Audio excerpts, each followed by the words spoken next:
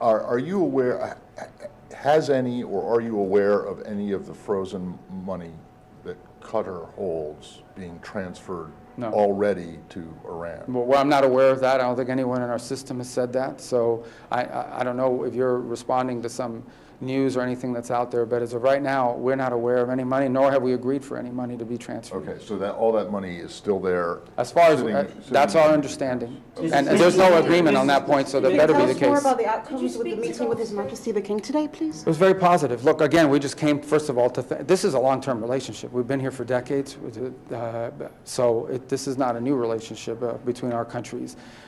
So obviously, as always, just express gratitude for all the support they gave us during this conflict. And the second is just to reiterate the points I made with you, and that is that we obviously are, the President, the United States, if we can make a deal with Iran that's good for everybody, we want to do it. We're going to give it every chance to succeed, but also to make the point that we're not going to do anything or agree to anything that they're not aware of, that our partners in the area are not aware of, that our partners in the area are not aligned with, and that in any way could undermine their security and their stability. So to reassure them of these points, the same points we made in the GCC meeting. Mr. Secretary, in the meeting with the GCC allies, did any of them make any commitments to pay into this $300 billion reconstruction? No, it was not discussed. I mean, the reconstruction, that's way down the road, and that's something, that'll be dealt with at the appropriate time in this process. But that was not discussed by anybody. You're drawing your red lines on both Hormuz and also nuclear program. If Iran rejects one of those terms, what would Washington's next move be? Well, look, the President has multiple options at his disposal if Iran goes back on their word or if Iran decides they don't want to make a deal. Let's hope that's not the case. We don't want that to be the case. We're going to give diplomacy every chance to work. We've got a good team working on it. And so if it doesn't work out, the President knows what his options are. But I'm not going to discuss what those options are with you. But the President has a lot of options at his disposal. On Oman. Very blunt terms to describe Iran's leadership. You used to call them, you did. Yeah. You used to call them religious theocratic lunatics. Do you still believe that language applies to the leadership today? Well, look, it's not that I believe it, it's the fact of the matter. I mean, the Iranian system is led by clerics, radical clerics. That's what it's always been led by, and that's what it continues to be led by. That said, we also have to manage the geopolitics of the situation. And then there's if they've changed their mindset, or if they've changed their approach to their relations with the United States and their neighbors, then we're going to give this thing a chance to work. Maybe this changed. I'm not saying it has. I'm saying the President wants to explore whether that's the case. And if it has, we're going to find out. But we're not going to find out because of what they say. We're going to find out because of what they do. We're going to judge them by their actions. And we'll test that proposition and see. No one says it's going to be easy, because I think at the end, we know that people that are still at the top levels of that government are people that adhere to the same theology and the same mentality as the people that have led it in the past. They've got some people in the political branches that seem more flexible and more willing to work with us. Those are the ones we're negotiating with. We'll see how it works out. Last month, President Trump threatened to bomb Oman if they impose tolls on the Strait. And just today, you mentioned that no two nations should be able to impose tolls on a natural strait. Are you satisfied? Is the current bilateral relationship with Oman now in a good place? And are you convinced they're not playing games with respect to that issue? I mean, our relationship with Oman is fine. I mean, ultimately, there's not going to be any fees or tolls.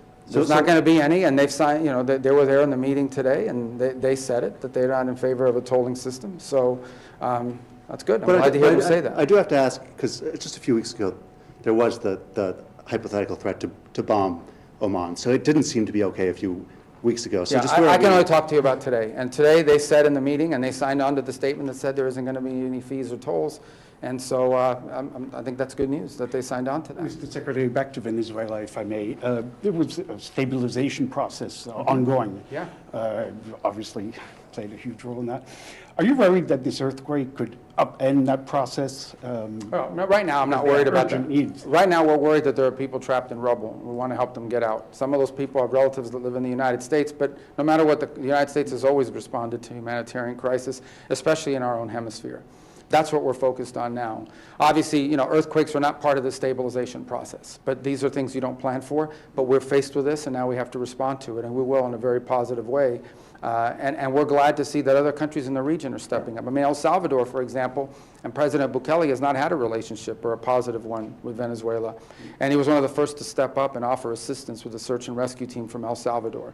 So right now, we're just going to focus on the human aspect of this. There are human beings that have been harmed, that have been hurt, some have been killed, some have been severely injured, and some are still trapped in rubble. We're going to focus on that.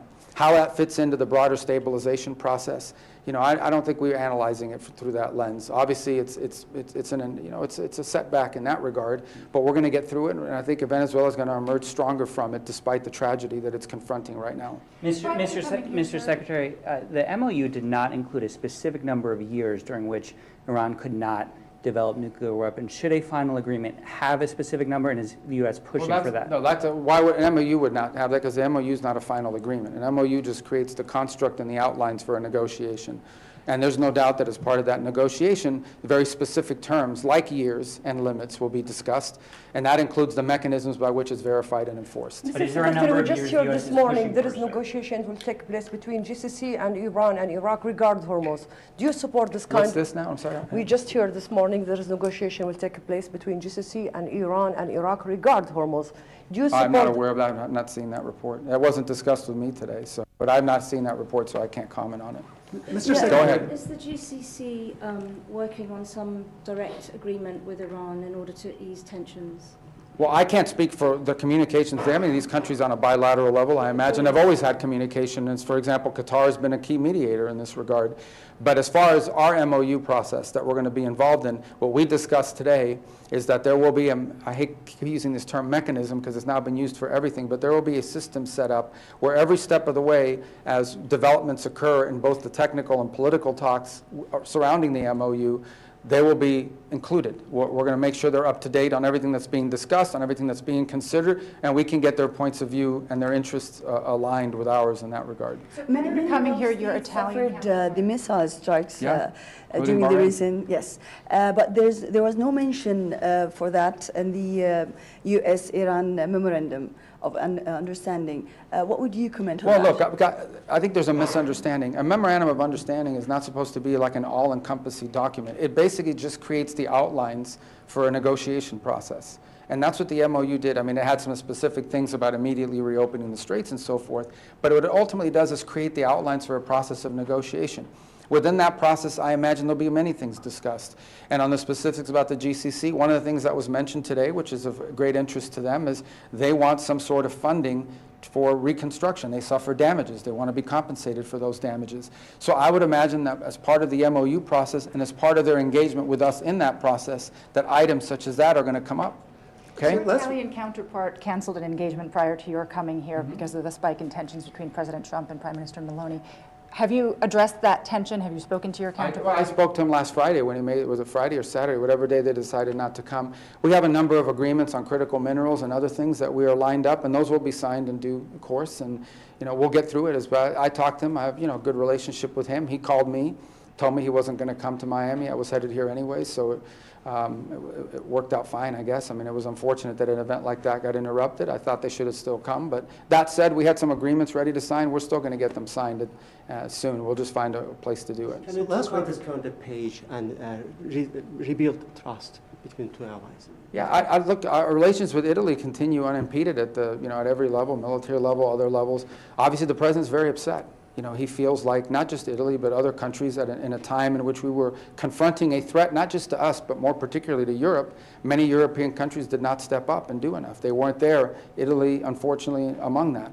But, we'll work through that. But his points of view on this have been very clear. It should not be surprising to anybody. He's been repeatedly, he said it again yesterday. He has, and I'm sure those points will come up again during the NATO summit in a couple of weeks. Last week, Vice President Vance said in the Situation Room that sometimes President Trump is frustration because every time... Not in the Situation Room. You're Sorry, talking no, about the briefing room. Briefing room. Yeah. What are you doing in the Situation Room? How do you briefing know? room. Yeah, okay. He said that President Trump was sometimes frustrated because every time a deal between Israel and Lebanon was close, Israel would launch some sort of bomb that would kill a number of civilians in Beirut, and it didn't seem to be productive. A lot of Republicans thought that those comments were inappropriate in Congress. What do you think of those comments? So one of the things that was happening, we actually have been able to do this. Last Friday, we restarted this monitoring mechanism that had gone dormant for a while. And what it does is CENTCOM is now sitting not just with the Israeli military command, but the Lebanese command. And anytime an incident happens, we're not taking anybody else's word for it. We can see the incident, and we can quantify what actually happened. So as an example, yesterday, 2 individuals in some sort of vehicle, armed, clearly Lebanese Hezbollah fighters, approached an Israeli checkpoint, and the Israelis actioned that item.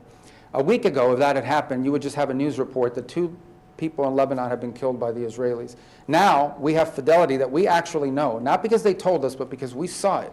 And we saw the footage that these were 2 armed individuals that were not a part of the Lebanese armed forces who approached the checkpoint and as a result posed a threat. So that's a big difference from what we were getting just a week ago. Beyond that, I would say that today is we're a few hours ahead here, but today will be the 3rd day of 3 days of talks between the Lebanese authorities and the Israeli authorities. I think we had a very good day yesterday. I think we are very close in our hopes of getting a commitment of interest of intent between the 2 countries that I think begin to outline a promising future. It'll be a process. It'll take some time. It'll take a lot of work. But I can tell you that for the first time in 30 years, the sovereign government of Lebanon is speaking to the government of Israel directly. That's who we're going to be negotiating with. That's who we're going to be working with, not Hezbollah. Hezbollah is not the government of Lebanon. Lebanon has a government. It has democratically elected leaders. They have the sovereign right to speak and defend the interests of the Lebanese people. And what we want for Lebanon is a peaceful future. That's what everyone wants here. And frankly, I think we're going to have a very positive commitment of interest, whether it's of intent, whether it's today or in the days to come. We're working very hard at that. Hopefully today will be a day that can build on some of the things we were able to make progress on yesterday. But did you agree with the Vice President's sentiment? No, I already told you the process that we're doing right now, and that is we're going to know what's actually happening. And we're going to be able to make an honest assessment as to what's happening and what isn't happening. Unfortunately, over the last few weeks, there's just been the fog of not knowing exactly who struck what and where and why. I think that's now been confronted and solved, and so I think that's going to give us a lot of fidelity about this process. Let's just put a fine point on this question. How wide is the divide between you and the Vice President?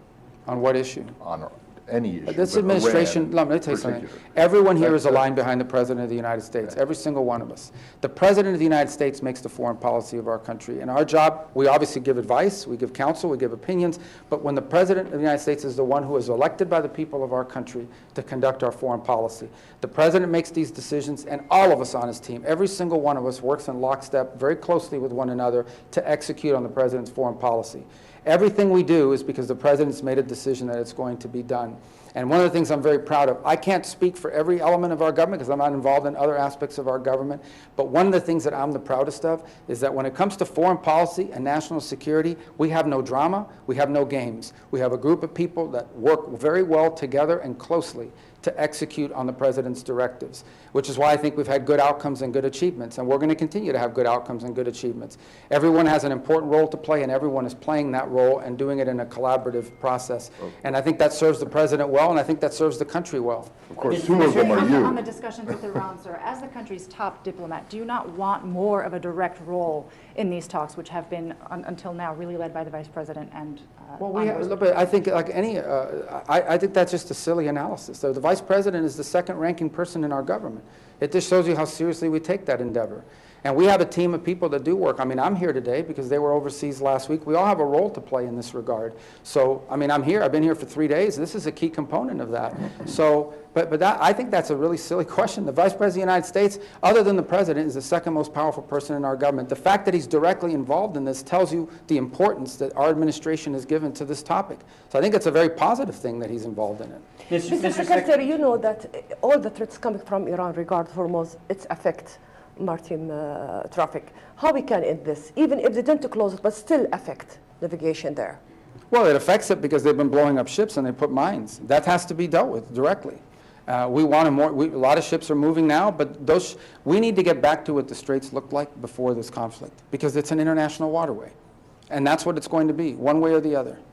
Mr. Secretary, what are your concerns that oil sanctions relief for Iran could lead Tehran to use that funds to rebuild its army, to fund proxy groups, and what leverage does the U.S. have, if any, to stop that? If Iran uses funds to fund proxies and missiles and all of that, then the deal's not going to work, right? We know that, but let's hope that's not the case. Right now, the only thing they have is a very short-term waiver for 60 days, and to give an opportunity for these negotiations to see where they can lead.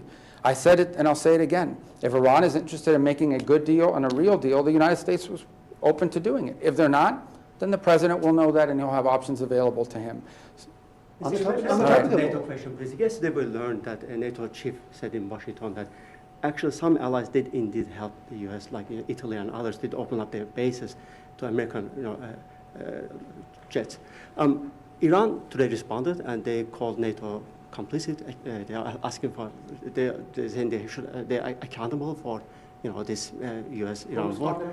Iran. Okay. So do you have any reaction to, first of all, the fact that... We've always made the point that Iran poses an even graver threat to Europe than it does to the United States. Iran already possesses missiles that can reach parts of Europe, which is part of the president's frustration. Everyone likes to go around saying Iran can never have a nuclear weapon, Iran can never have a nuclear weapons capability, but the only one who was willing to do something about it was the president. And when he did something about it, he found allies that gave us a hard time about using our bases. And so, again, if you speak about the NATO alliance, one of the reasons why I've been a strong supporter of our presence in NATO is because it allows us these basing rights that allow us to project power and protect our interests. But if you're not going to be allowed the use of those bases by these countries, then it puts into question the entire alliance.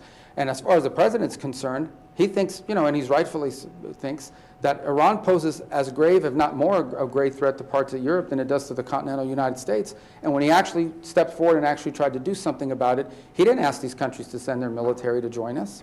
We didn't need their help. But he asked if we could use the bases, and some of them said no or gave us a hard time, which I think is not only what he's annoyed about and upset about, but I think, frankly, it creates a real cloud over the NATO alliance that I hope can be fixed. We'll see. All right, I got to run. Let's go. On Iraq, I'm just curious how concerned you are about Iran being able to consolidate control over a lot of its proxy militias in Iraq. And even as these talks are ongoing, what type of future threat that poses to some of its again, neighbors? that's an example of Iranian interference in the sovereign affairs of another country in Iraq. That said, they have a new prime minister. He's forming a government. We have good signals coming from him. He'll be visiting Washington soon to meet with the president. And our hope is that we will continue to stand on behalf of the sovereignty, respect for the sovereignty of the people of Iraq, and not interference from Iran. So that'll be a topic of conversation. We've engaged the new prime minister. He's spoken to the president on the phone already once. We're watching so far. There's been good signals and some good actions that he's taken in the formation of his government. But obviously some challenges remain. But it's something we're going to watch very closely. All right, last one, guys, because we got to get ready to go. Just on the GCC states wanting compensation for the damage, how would that maybe look like? Could it come from the unfrozen funds? Well, I don't know. I mean, I'm not going to speculate right now as to how that'll actually be worked out. I just pointed out to you that as one of the things they raised in our meeting today. It's one of the things they're interested in, and one of the things that I think we're going to have to address at some point. But we haven't really worked through any of the particulars of that yet. Okay? About Russia before you go. About who? Russia is accusing the U.S. of failing to deliver on quote-unquote agreements that or understanding that we had in Alaska. Yeah. Can you please, there was no agreement in Alaska. There was a proposal in Alaska, but there was no agreement in Alaska. If there had been an agreement, we would have had an end of the war. So, as I said, the president is prepared, as the United States remains prepared to play whatever constructive role we can to bring about, an enduring end to this war in Ukraine, and which has been bloody. 20,000 soldiers killed every month, 5,000 a week, most of them Russian. So it's been debilitating for Europe, but especially for Ukraine and for Russia increasingly. So we are prepared to step forward and play a constructive role if there's one for us to play in bringing the parties together and bringing that war to an end. That's what the president's tried to do now for a year and a half, but there was no agreement in Alaska. There was a proposal made in Alaska, but it was never an agreement. By Russia or by the U.S.? No, it's the same thing you've seen publicly reported, right? I mean, Russia wants the entirety of Donetsk to be turned over to them, among some other things that they raised. Bahrain में अमरीकी वज़ीर ख़ारिजा Marco Rubio गुफ्तगू कर रहे हैं। उन्होंने कहा है कि वेनेज़ुएला में ज़लज़ले से नुकसान पर बहुत ज़्यादा अफसोस है और साथ ही साथ उन्होंने कहा कि मशरिक़ वस्ता के ममालिक से तामीरी बातचीत हुई है। आबने हुर्मुज़ में कोई फ़ीस नहीं होगी। सदर ट्रंप का आबने हुर्मुज़ पर दो टोक मौक़िफ़ है। मैंने अपने दौरे में खलीजी ममालिक के ख़दशात को दूर किया है। मार्को रूबियो ने कहा कि आबने हुर्मुज़ के ज़रिए जहाज़ों के मुसलसल बहाव की निगरानी कर रहे हैं। खलीजी ममालिक आबने हुर्मुज़ में फ़ीस के ख़िलाफ़ है।